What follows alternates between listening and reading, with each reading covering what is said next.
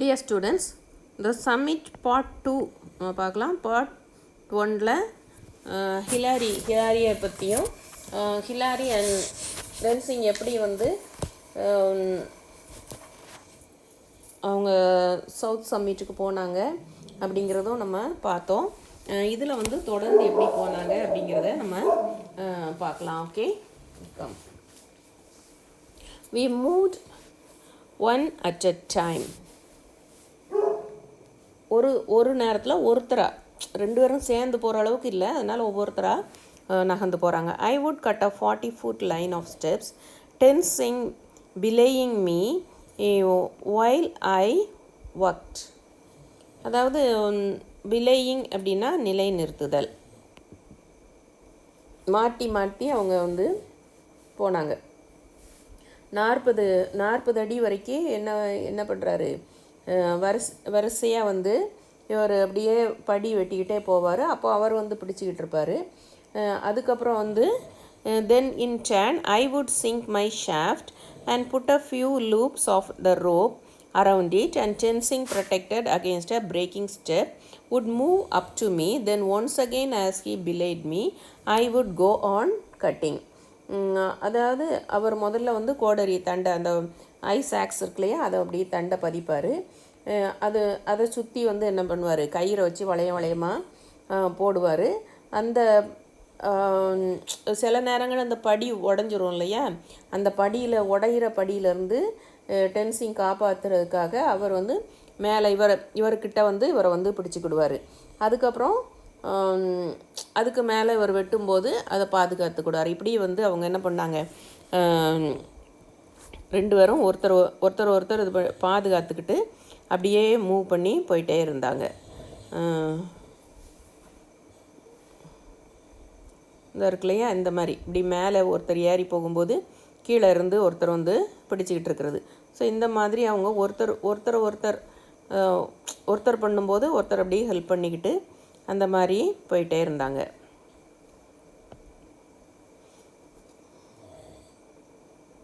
இங்கே இருக்கு இல்லையா, இதுதான் அவர் வந்து ஒரு ரோப்பை மேலே போடுவார். அப்போ இவர் வந்து கீழே இருந்து இதை நல்லா மாட்டி வைப்பார். ஸோ இந்த ரெண்டு பேருமே மாற்றி மாற்றி பண்ணிவிட்டு அவங்க ரெண்டு பேருமா கொஞ்சம் கொஞ்சமாக மேலே அப்படி போனாங்க. ஒருத்தருக்கு ஒருத்தர் ஹெல்ப் பண்ணிக்கிட்டு அப்படி மேலே அவர் வெட்டிக்கிட்டே போவார். இவர் வந்து கீழே இருந்து அந்த ரோப்பை வந்து இப்படி கோத்துக்கிட்டே போவார். ஸோ ரோப் அப்படிங்கிறது வந்து இந்த இடத்துல வந்து கயிறு அப்படிங்கிறதும் நம்ம சொல்லலாம். இல்லைன்னா இன்னொன்று என்ன சொல்லலாம்னா, ஒருத்தர் இது பண்ணி சார்ந்திருக்காங்க இல்லையா, அவங்களையும் ரோப் அப்படின்னு வந்து சொல்லலாம்.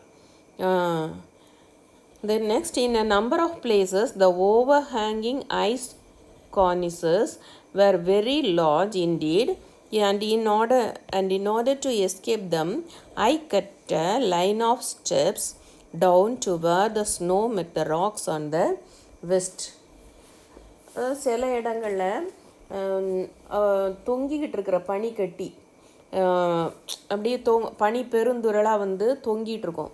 அந்த தொங்கிக்கிட்டு இருக்கிற பனிக்கட்டி வந்து ரொம்ப பெருசாக இருக்குது.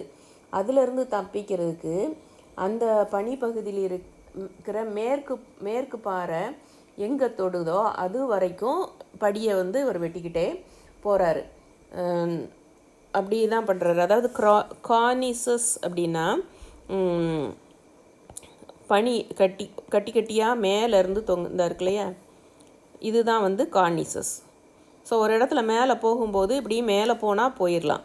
ஆனால் திடீர்னு இப்படி பனி பெருந்துரலாக இப்படி இருக்கும் சரியா, அதுதான் வந்து என்னது, கார்னிசஸ்.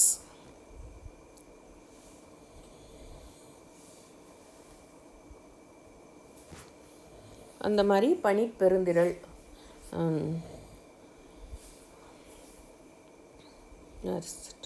It was great thrill to look straight down this enormous rock, பெரிய ராக், enormousனா மிகப்பெரிய rock, face to see 8,000 feet below us the tiny tents of camp, 4 in the western CWM அப்படின்னா சேர் மாதிரி அமைப்பு. அதை பார்க்குறக்கு அந்த மாதிரி இருக்கும். அவங்க வந்து அந்த மேற்கு பாறையில் அப்படியே படி மாதிரி வெட்டிக்கிட்டு போகிறார் இல்லையா, இந்த இந்த பெரிய பாறையை வந்து நேரே கீழே பார்த்தா 8000 அடிக்கு கீழே வந்து அவருக்கு தெரியுது.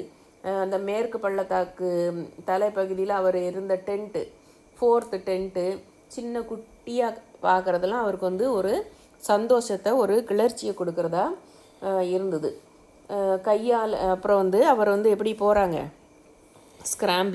ஸ்க்ராம்பிளிங்னா கை காலை வச்சு அப்படியே அதாவது 4 காலையும் வச்சு கை காலை வச்சு யூஸ் பண்ணி அப்படியே தவந்து போகிறாங்க.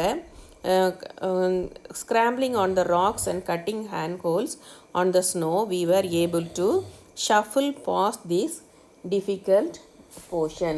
அவங்க எப்படி கை காலையும் கையையும் காலையும் முழங்காலையும் யூஸ் பண்ணிக்கிட்டு அந்த பாறை மேலே அப்படியே ஏறி போய் கை பிடிக்கிற இடத்துலலாம் வெட்டிக்கிட்டே எப்படியோ அந்த கஷ்டமான டிஃபிகல்ட் போர்ஷன்ஸை வந்து ரொம்ப மெதுவாக அப்படியே மந்த நிலமையில் அவங்க கடந்து மேலே போயிட்டாங்க. On its east side was another great cornice. East சைட்லேயும் மேற்கு பக்கத்தில் இருந்த மாதிரியே இப்போது கிழக்கு பக்கத்துலேயும் அதே மாதிரி ஒரு கார்னிஸ் தொங்கிட்டு இருக்குது. And running up the full of 40 feet of the step was a narrow crack between the cornice and the rock. அங்கே அந்த கார்னிஸ் வந்து 40 அடி பாறை, 40 அடி அந்த பாறைக்கும் அந்த கார்னிஸ்க்கும் இடையில் ஒரு சின்ன கிராக் இருந்துச்சு, ஒரு விரிசல் இருக்குது. Leaving tensing to belay meனா நிலைநிறுத்த me as the best he could, I jammed my way into this crack. So இந்த அவர் வந்து பிலே பண்ணிக்கிட்டே வர்றார் இல்லையா, அதை வந்து அதாவது அவர் பிடிச்சு விட்டால் தான் அவர் மேலே போக முடியுது இல்லையா. ஸோ அந்த நேரத்தில் இவர் என்ன பண்ணுறாரு, அந்த கிராக்குக்குள்ளே போய் ஈஸியாக அழகாக நின்றுக்கிடுறாரு. Then kicking backwards, I sank the spikes of my crampons deep into the frozen snow behind me and levered myself off the ground. Then kicking, அதாவது அப்புறம் வந்து என்ன பண்ணுறாரு, பின்னால் உதைச்சி அப்படியே அந்த கிராம்பன்ஸ்னால் என்னது, கிராம்பன்ஸ் அப்படிங்கிறது அந்த ஷூ முள்ளாக இருக்கும் இல்லையா, அந்த ஷூ இந்த இருக்குது பார்த்தீங்களா, இதுதான் வந்து கிராம்பன்ஸ். இந்த இடம் இருக்கு இல்லையா, இதில் இந்த இடம் இதுதான் வந்து ஸ்பைக்ஸ், முள்ளாக இருக்குது பார்த்தீங்களா, இதுதான் வந்து ஸ்பைக்ஸ். இந்த ஷூ தான் வந்து கிராம்பன்ஸ்.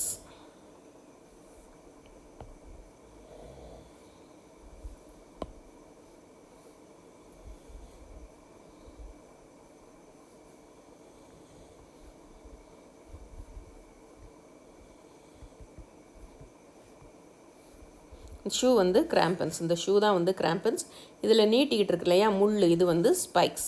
I sank the spikes of my crampons deep into the frozen snow behind me and levered myself off the ground.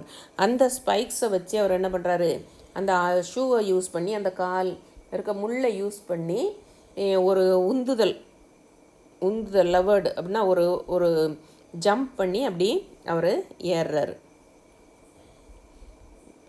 So இதுதான் பிலேங்கிற ஒருத்தர் ஹெல்ப் பண்ணால் ஒருத்தர் போகிறது. Taking advantage of every little rock hold and all the force of knee, shoulder and arms I could muster, I literally cramponed backwards up the crack, praying that the cornice would remain attached to the rock.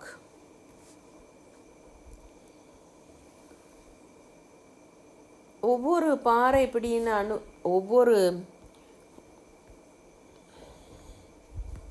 ஒவ்வொரு பாறையிலையும் வந்து அவருக்கு வந்து பிடிச்சு போகிறதுக்கு இருக்குது இல்லையா, அந்த இதை அதை எங்கே பிடிப்பு கிடைக்கும் அப்படின்னு யோசித்து அவர் அப்படியே அதை திரட்டி வந்து அவர் அப்படியே மூவ் பண்ணுறாரு மெதுவாக மூவ் பண்ணுறாரு. அவர் முட்டு தோல் கை எல்லாத்தையும் யூஸ் பண்ணி இரும்பு கொக்கியில் மாட்டி அந்த விரிசலுக்கு பின்னால் அவர் போகிறாரு. My progress although slow was steady. ஆனால் அவர் வந்து ப்ராக்ரஸ் வந்து ரொம்ப மெதுவாக இருந்தால் கூட அப்படி ஸ்டெடியாக அவர் வந்து மூவ் பண்ணிக்கிட்டே இருக்கிறாரு. As tensing paid out the rope, I inched my way upwards until I could reach over the top of the rock and drag myself out of the crack onto a wide ledge.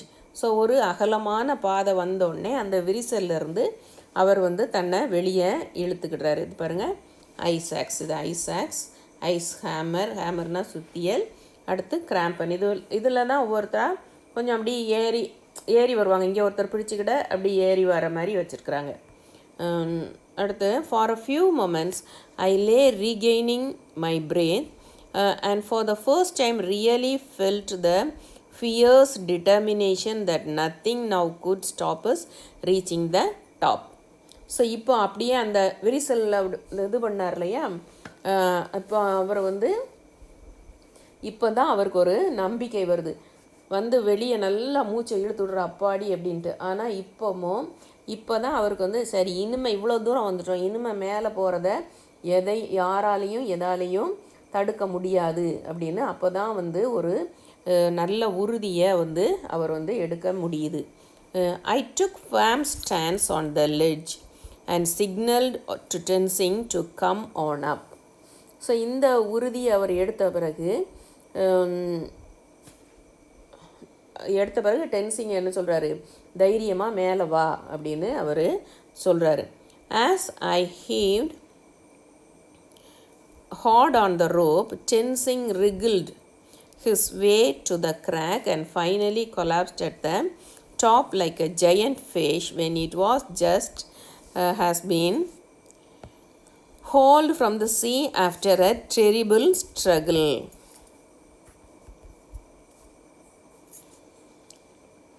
அதாவது அவரை வந்து இப்போ மேலே வர சொல்லிடுறாரு இல்லையா, அவர் வந்து மெதுவாக மேலே கயிறை வந்து அவர் நல்லா டைட்டாக பிடிச்சிக்கிட்டு வர சொல்கிறாரு. அந்த வெடிப்பு வழியாக அவர் நெளிஞ்சு வராரு. நெளிஞ்சு வந்து பயங்கர போராட்டத்துக்கு அப்புறம் வெளியே வந்து டப்புன்னு விழுறாரு. எப்படி விழுந்தாராம், ஜெயண்ட் ஃபிஷ், அதாவது ஹால்டு, ஒரு பெரிய ஜெயண்ட் ஃபிஷ்ஷை கடல்லேருந்து இழுத்து தரையில் ஒரு பெரிய போராட்டத்துக்கு அப்புறம் போட்டால் அது எப்படி விழும், அது மாதிரி அவர் வந்து டப்புன்னு வந்து விழுறாரு. The ridge continued as before, giant cornices on the right, steep rock sloped on the left. The ridge curved away to the right and we had no idea where the top was. As I cut around the back of one hump, another higher one would swing into view. Time was passing and the ridge seemed never ending.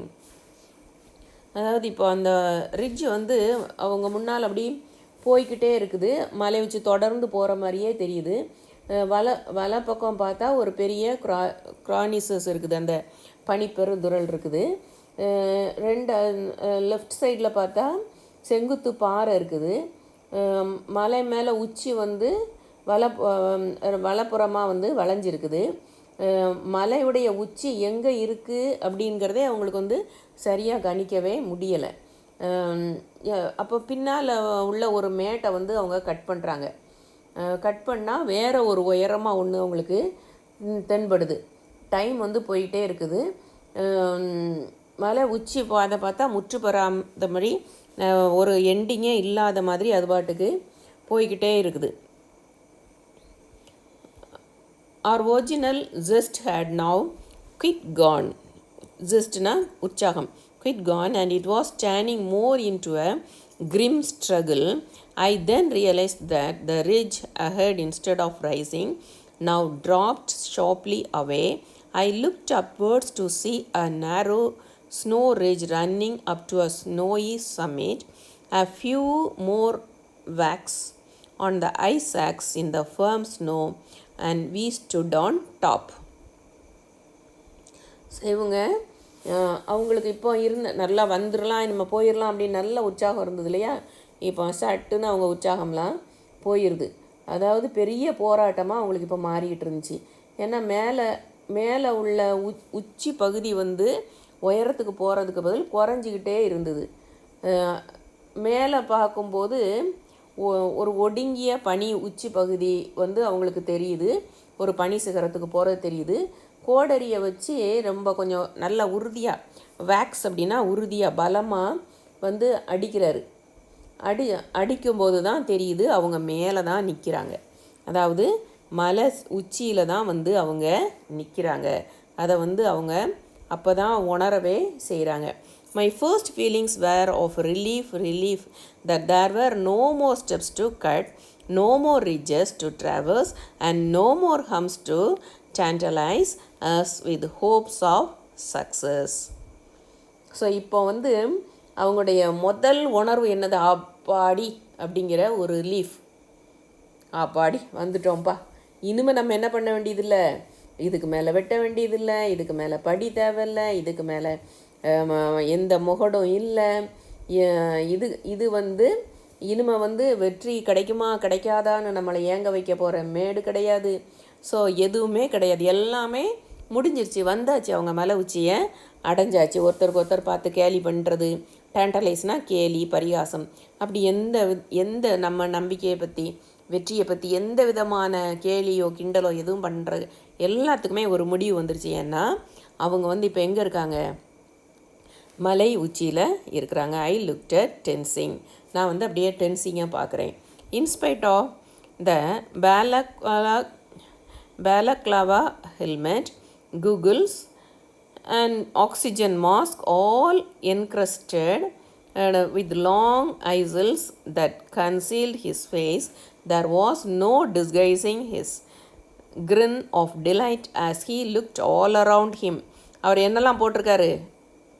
கம்பளி தொப்பி போட்டிருக்காரு, காகிள்ஸ் போட்டிருக்காரு. காகிள்ஸ்னால் பாதுகாப்பு கண்ணாடி, பலக்லவா ஹெல்மெட்னால் கம்பளி தொப்பி, oxygen mask எல்லாமே போட்டிருந்தா கூட அவருடைய சந்தோஷத்தை வந்து அந்த சிரிப்பையும் அந்த சந்தோஷத்தையும் மறைக்க அந்த அவருடைய போட்டிருக்கிற அந்த இதுகளால் எதாலையும் மறைக்க முடியலை. அந்த அளவுக்கு வந்து அவர் அவ்வளவு இந்த இருக்குல்ல. இதுதான் வந்து என்னது, இங்கே பாருங்கள், இதுதான் பேலாக்லாவா ஹெல்மெட். சரியா? இந்த இப்படி அதாவது முகத்தை குளிர்காக போடுற ஒரு ஹெல்மெட், அந்த கம்பளி தொப்பி உள் மாதிரி, அதுதான் வந்து இந்த இருக்குல்ல இது. அதுக்கு அப்புறம் வந்து காகிள்ஸ் அப்படின்னா என்னதுன்னா கண்ணாடி போடுவாங்க இல்லையா, அந்த இருக்குல்லையா, இதுதான் வந்து என்னது காகிள்ஸ். சரியா? அவங்களுக்கு இதை போட்டால் தான் வந்து, ஆனாலும் இதெல்லாம் பாருங்கள், இப்படி போட்டு கேப்லாம் போட்டு மூடிக்கிட்டு இருந்தால் கூட அவருடைய சந்தோஷமும் சிரிப்பும் அதுக்கு இடையிலேயே கூட அவருக்கு தெரியுது. அந்த அளவுக்கு அவங்க ரொம்ப ஹாப்பியாக இருக்காங்க.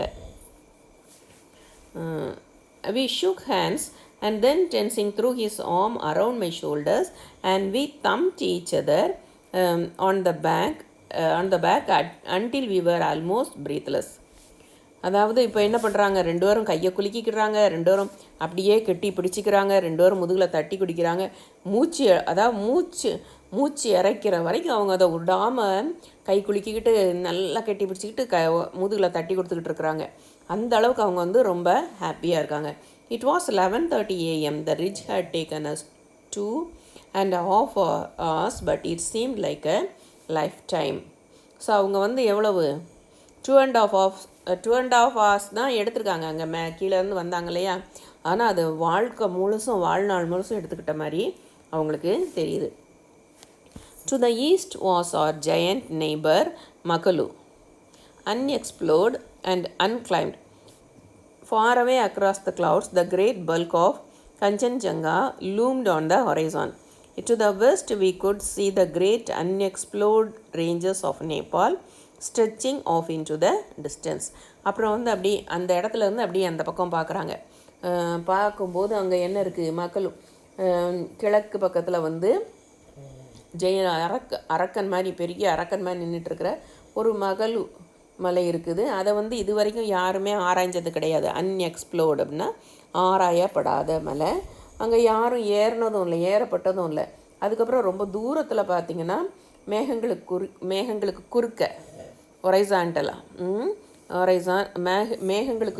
குறுக்க வந்து கஞ்சன்ஜங்கா இருக்குது. அதுவும் வந்து ஒரு பயத்தை கொடுக்குற அளவில் இருக்குது. அப்புறம் மேற்கு பக்கத்தில் பார்த்திங்கன்னா ரொம்ப பெரிய ரொம்ப தூரத்துக்கு விரிந்து காணப்படுற நேபாள் மலைத்தொடர் இருக்குது. அதுவும் வந்து அன்எக்ஸ்ப்ளோர்டாக, இது வரைக்கும் அதையும் யாருமே ஆராயலை. அதெல்லாம் வந்து அவங்களுக்கு தெரியுது. அடுத்தது, the most important photograph I felt was a shot down of North Ridge, showing the North Col and the old route which had been made famous by the struggles of those great climbers of 1920s and 1930s. After 10 minutes, I realized that I was becoming rather clumsy-fingered and slow-moving, so I quickly replaced my oxygen set. அதாவது 1920 1930 வந்திருப்பாங்க இல்லையா, மலை ஏறுறவங்க வந்ததில் north காலில் வந்து ஒரு track இருக்குது. அதை வந்து அவங்க என்ன பண்ணுறாங்க, ஃபோட்டோ எடுத்துருக்குறாங்க. ஸோ இப்போ 10 மினிட்ஸ்க்கு அப்புறம் வந்து அதனால் அதை ஃபோட்டோ எடுக்கணும் அப்படின்லாம் அவர் நினச்சிட்ருக்காரு. ஆனால் ஆஃப்டர் 10 மினிட்ஸ் என்ன ஆகுதுன்னா, அவருடைய கை கால் வந்து நடுங்க ஆரம்பிக்குது. நடுங்கிறாங்க, அப்படியே கொஞ்சம் கொஞ்சமாக தளர்றாங்க. அப்படி உடனே அவங்க என்ன பண்ணுறாங்க, அந்த அவருக்கு வந்து ஆக்சிஜன் வந்து குறையுது. ஏன்னா ரொம்ப மலை உச்சிக்கு போயிட்டாங்க இல்லையா, அதனால் இப்போ அவருடைய ஆக்சிஜன் மாஸ்க்கை வந்து அவர் வந்து மாற்றுறாரு.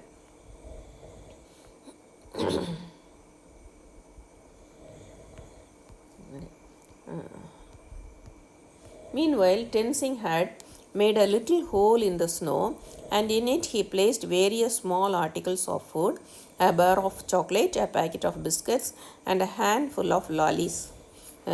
Small offerings indeed, but at least a token gift to the gods that all devout Buddhists believe have their home on this lofty summit. அவர் என்ன பண்ணுறாருன்னா, டென்சிங் வந்து கையில் கொஞ்சம்